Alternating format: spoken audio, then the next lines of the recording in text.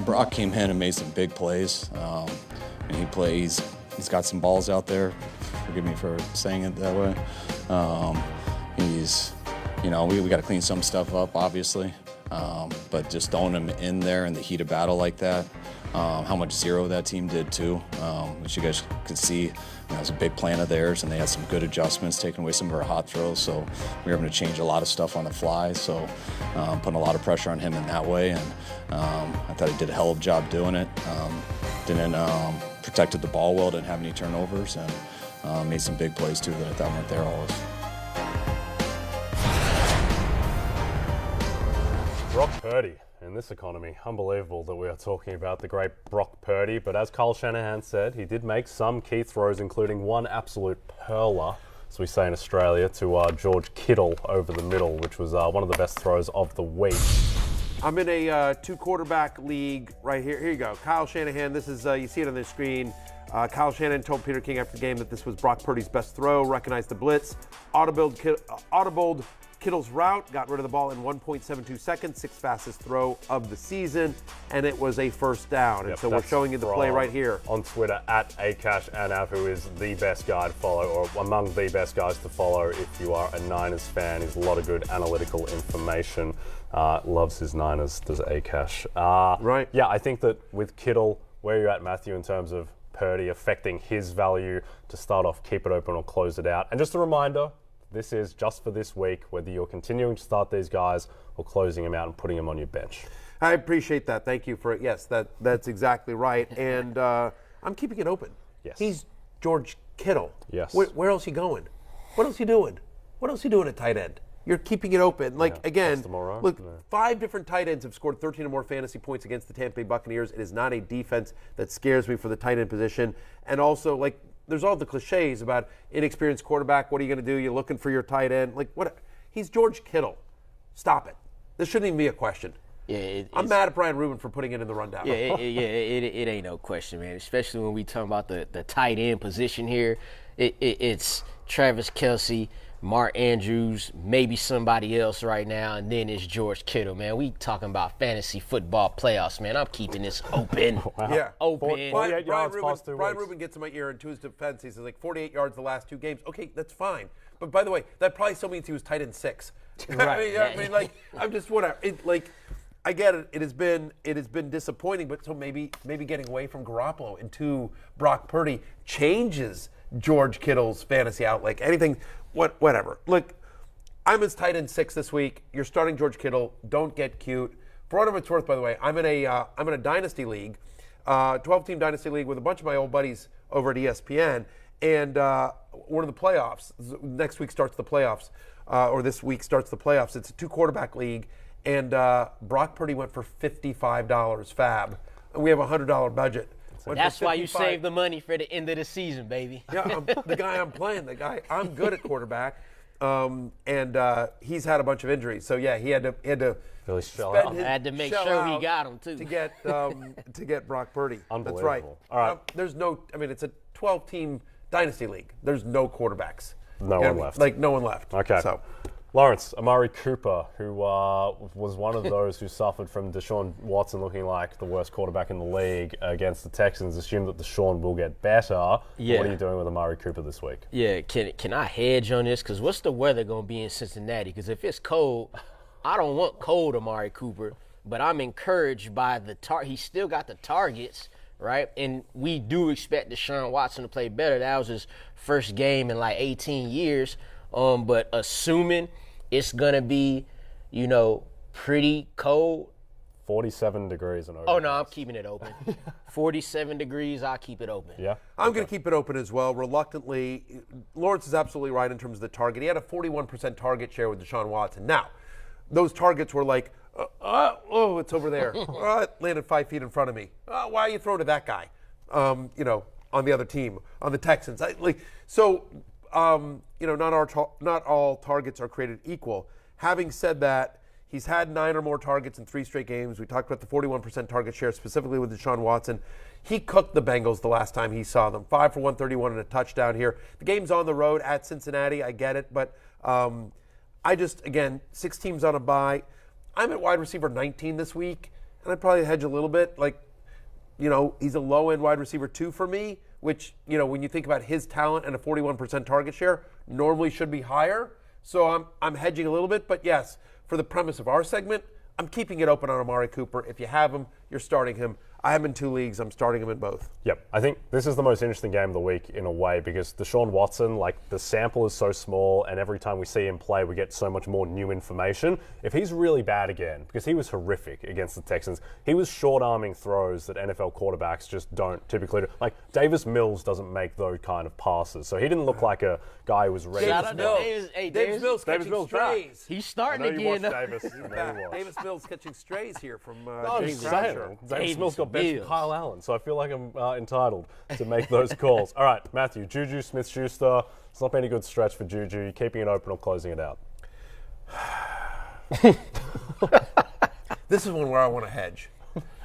Wow. I think ideally you're closing it out. Okay. I will tell you, I have him at wide receiver 25. Again, 6 teams are on a bye. So, but look, Broncos give the 12th fewest yards per game to the slot, right? The second fewest fantasy points per game to opposing wide receivers. The second fewest touchdowns to opposing wide receivers. Like, pick a stat. Denver's really good against opposing wide receivers. And then you think about Juju Smith-Schuster, who hasn't been great since he's come back after the concussion. Under 40 receiving yards in both games after the concussion. You see it there on your screen, what he did in the 3 games prior. 8 targets a game, 7 receptions a game, over 108 receiving yards a game, and then the 2 games since, he's getting under 4 targets a game, 3 receptions a game. He's averaging just 36 receiving yards, under 7 fantasy points here. I don't know. A bad matchup, and we haven't seen the production there. It's Juju Smith-Schuster, and we talked about this earlier, I think on Monday's show, Jay, about the fact that Juju is sort of like Midwest Gabe Davis and Mike Williams. That you sort of have to just keep him out there every single week because it's hard to tell with the Chiefs. You never know. If you're on the field with Mahomes, great stuff can happen, but they also have 8 other players that he can make great stuff happen with. The problem, however, is that, as we talked about, with Williams and Gabe Davis, they're both bigger guys. They're both red zone threats. Those are guys that all they need is one play to pay off. And while that's true with any player playing with Mahomes, generally speaking, where Juju's had his fantasy value this year has been with volume. Right? And so we haven't seen the volume the last 2 weeks. And against Denver, I get it, they're 9.5-point favorites, but you figure, so at 9.5-point favorites, do they run a lot in the second half? Is it a lot of Pacheco and McKinnon in the second half? They don't need to throw a ton? I think the thing there as well is that when Mike Williams and Gabe Davis play well, they get like 30 fantasy points and you might just win your week off of that. When Juju Smith-Schuster plays well, it's like 8 receptions for 90 yards, no touchdowns, and great. It's just slightly above There have been a average couple points. games where he had a touchdown, but his great games are like 18 to 20 points, not a 32-point game, something like that, which is what Williams and Gabe Davis can do. Well, that big play comes from what you said. They mix in a lot of guys. MVS, he's that's the big play guy for them. They're mixing him in there. They're mixing in Justin Watson there. And you go from the Bengals, who are the 7th best against receivers in fantasy, to Denver, who is the 1st best against receivers in fantasy. I'm closing it because I just don't feel and this isn't a week where we need receivers, so many buys. But I'm closing it because of the matchup and because, like you said, they're 9-point favorites. Who knows how the game script will go in? So I'm gonna have to close it. Sorry, Juju. Holla at me next week. Okay, Lawrence. What Do you about? think he really will? Do you think Juju will? Hey, Lawrence, it's Juju. Yeah, he will. Like, hey, what's going on? He gonna see this, and I'm gonna tweet something about it too. He gonna quote tweet that. All right, fair enough. Let's go to Adam Thielen. Future TikTok star Lawrence Jackson. There you go. Yeah. We'll see if Adam Thielen quote tweets anything. He did nothing last week against my New York Jets. He goes 2 for 27, comes down to earth after being rejuvenated against the Pats on Thanksgiving. Open or closed on Thielen, Lawrence? Man, listen, any other week I'll close it on old Adam Thielen. But I'm going to leave this open because of every fact. Like, you just don't look at what he's done this season because then it's going to make you close it, right? But the Lions, the Lions are the 6th worst against receivers in fantasy. He's had 1 game over 5 receptions. See, I can't look at the screen right now because then I'm going to close it. But he's going against the Lions here, right? And look, if it makes you feel even better, he only scored 3 touchdowns, not that part. But one of those touchdowns was against the Lions. Sure. So there you go. We got a 53 over and under right here. High flying. They're scoring. Both teams will be scoring. So I got to leave it open, man. I'm going to leave it open too. And just to talk a little, so somebody that might see this and go, wait a minute, Barry, you just closed it out on Juju and he's your wide receiver 25, and you're going to keep it open on Thielen, who's your wide receiver 28. For me, it's about sort of like in a 12-team league where you might be starting Thielen. Like for me, it's about where they are comparatively on your team. Like they're different players, right? And so I think Juju's probably started in more leagues, so in more shallow leagues. Anyway, the fact of the matter is that I'm keeping it open. Does that make sense, or did I just babble? Not really. Yeah. The idea is I'm judging them on their what's the way to put it? Relative to? On a bell curve, if that makes any sense. Sure. I'm judging them based on like where they would be normally rostered and potentially started, what kind of leagues. Okay. Juju's potentially started like in 10-team, 2 wide receiver leagues. You know what I mean? Okay. Right. Adam Thielen's more of an option for 12-team, 3 wide receiver leagues, is my point. And so in a league in where Adam Thielen has been a viable option this year, I am keeping it open this year. Lawrence is absolutely right about this matchup. Lions give up the 5th most fantasy points per game to wide receivers, 3rd most yards per game to wide receivers. You mentioned the great game against the Lions previously this year. And so the other crazy thing about this, and we talked about this yesterday, the Lions are favored in this game. Yes, the Vikings are 2.5-point dogs. The 10-2 Vikings are 2.5-point dogs to the Lions. And so in theory, game script, look, the over-under is 52. We expect a lot of fantasy points to be scored in this game. Obviously, Justin Jefferson's going to get his. But I do think Thielen, based on the matchup, because we've seen it, we haven't seen it a ton, but to me, it's too much, the matchup and the fact that they'll either be tied or trailing in this game. Yeah, I'm in on Thielen this week. Okay. Thielen's going to make the love list and others receiving votes. Okay. Just so you know. All right. Yes, little sir. heads up, little hint. Love this, baby. Little teaser. Yeah. All right. I don't think we need to spend too much time on this one, but Travis Etienne, open or closed, it just has to be open, right? Yeah, he played 88% of the snaps last week. I get it. His last 2 healthy games, he's been under 75 scrimmage yards, and you're facing the Titans, who have the 2nd fewest rushing yards per game allowed to opposing running backs. So I get the question, because it's a really good matchup, and he hasn't been great recently. But just the volume and the usage there, and the fact of the matter is because he's so viable in the passing game, that to me, if this were old James Robinson, I'd be like, maybe not, because you're just running between the tackles. Yes. But they're so creative with how they use Etienne and how they will use Etienne in this game.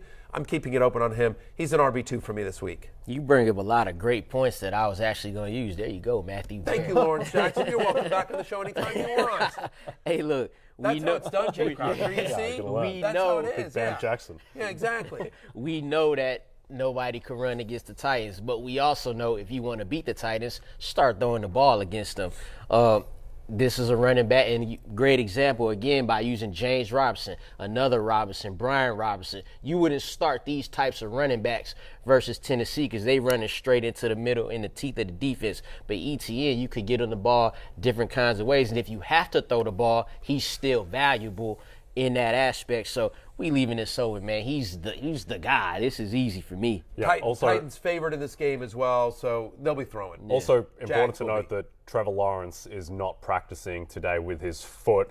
Fortunately, he avoided serious injury. I thought when I saw that in real time, I thought it'd be 2024 before we saw Trevor Lawrence again, but he's escaped serious injury, but may not play this week. We have to wait and see. We wait and see. C.J. Beathard would take the snaps for the Jaguars if he can't go. And it's not a terrible matchup against Tennessee, who's 29th against the pass over the last month. I mean, again, you can't run on them, so you do have to throw. They're underdogs, the Jaguars are, so game script should be positive there as well. If you're in a league where somebody spent $55 on Brock Purdy, C.J. Beathard could potentially be an option if Lawrence can't go. It is only a Wednesday, though. Yep, we'll see what happens there. All right, Lawrence, Jamaal Williams against Minnesota. Looks like DeAndre Swift is reasserting himself in that backfield. Are you keeping it open or closing it out on Jamaal Williams? I'm happy to be able to say that I'm going to close this one on Jamaal Williams. Wow. And it's just relative to how, Swift has come back into the fold. Now, we know Jamaal Williams could score a touchdown and give you 12 fantasy points.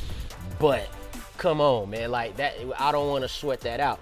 Swift is now healthy, and it's clear by him getting 18 touches in Week 13, over 110 all-purpose yards and the touchdown. That shows me that he's getting going, and the Lions are winning games now. So now this matters right here, baby. So I'm closing it because I'm happy for DeAndre Swift.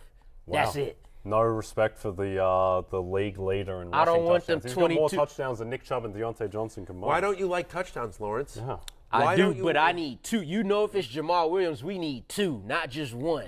I need 2. Have you seen the running backs you're going to be throwing out there? Like, do you know how many running backs are out this week? I'm keeping it open. It's a brutal running back week. We've also got some injuries as well. And again, we just talked about this game. Yeah. It's 52.5 is the line. Yep. We expect a lot of score. It's 52.5, and the Lions are freaking favored in this game. So we expect a lot of scoring to happen and a lot of scoring to happen on the Rams. And for the Lions, a lot of scoring to happen for the Lions. And if the Lions are scoring, who's got a good shot at getting one of those touchdowns? Jamaal Williams. I don't get it either. But when they get in close, they like him. He's got more rushing touchdowns than Nick Chubb. He's got more rushing touchdowns than everybody. Yeah. Like, you just saw that graphic, 14 rushing touchdowns, and so you don't love this. But again, the Vikings, who are 19th against the run over the last month, and they're the 31st worst scoring defense. Only one team in the NFL is giving up more points in an NFL game than the Vikings over the last 4 weeks. And so, yeah, like, you know, anytime touchdown, Jamaal Williams, that has paid off pretty much throughout the year. I have him at running back 27.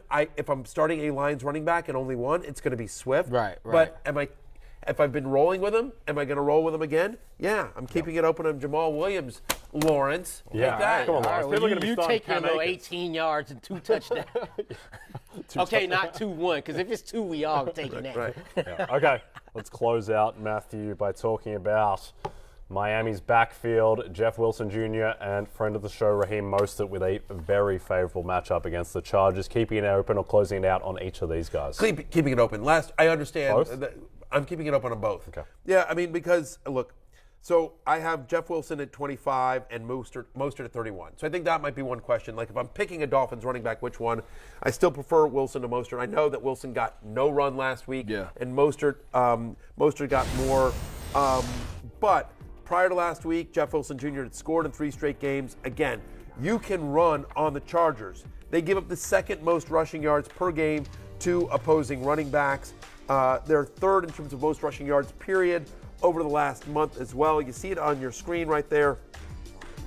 The Dolphins did not do well. Fins down last week. I think they know, Mike McDaniel knows, that if the Dolphins are going to do anything in the playoffs or down the stretch, they need to have a balanced offense. It can't all be on Tua and Tyreek. They need to reestablish this run game. The Chargers are the perfect defense to do it against.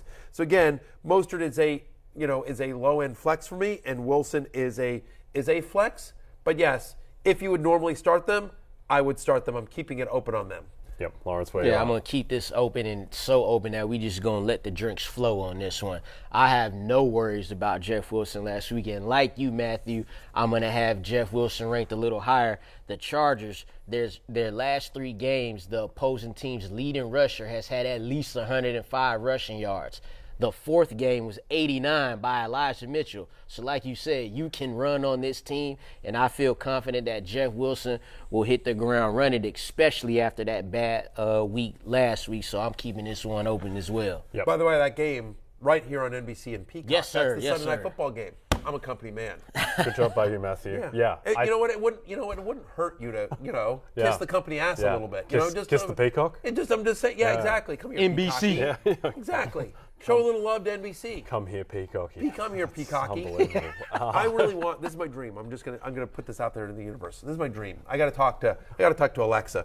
But what I really want is, for my old back at ESPN, I used to have a puppet show. Yes. So I have a whole obsession with puppets. Yeah. And so I don't want to turn this all into a puppet show. Don't worry, we're not going to go into the puppets again. But I want one. Thank you. I want one. I want either a peacocky puppet, or I want a guy in a peacock suit. Oh, boy. But it's not the official NBC peacock. It's the brother of the NBC peacock, right? So he's just like off-brand a little bit. You know what I mean? And he's kind of a drunk. You know what I mean? He's like a drunk peacock. Yeah, go with that one. Yeah, exactly. He's bitter at his brother, who's the NBC peacock. He getting all the shine. He getting all the shine right He's there. not that guy. Yeah. He's not that guy. He's so he's just like a mess. Like his feathers aren't all great. You know what I mean? Like he's just the put upon brother. That's my dream. and his name is Peacocky. All right, we're going to go to break. When we come back, our interview with CD Lamb. Unfortunately, we didn't get to ask CD about the drunk Peacocky brother. Next time, we'll ask CD Lamb about that. CD Lamb, the definitive CD Lamb interview is coming up next. Seriously, tell me that's not. Do he sing and dance? You can already see the Saturday morning cartoon based on it.